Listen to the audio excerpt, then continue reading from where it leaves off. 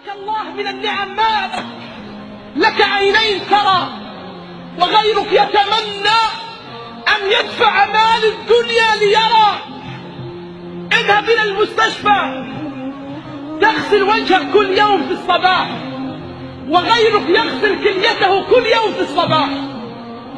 ترى في الصباح ضوء الشمس ووهج النهار واخضرار الأشجار وظهور السماء، وغيرك لا يرى، غيرك لا يرى ويتمنى أن يرى.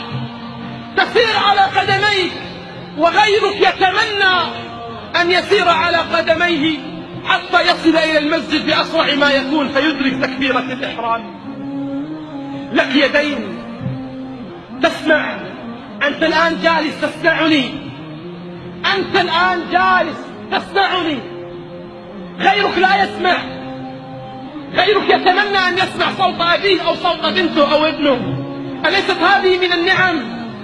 لابد أن تدركها قبل أن يدركك الموت للوقوف أمام الله.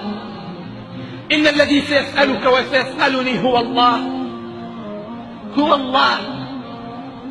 فهل أعددنا للسؤال إجابة؟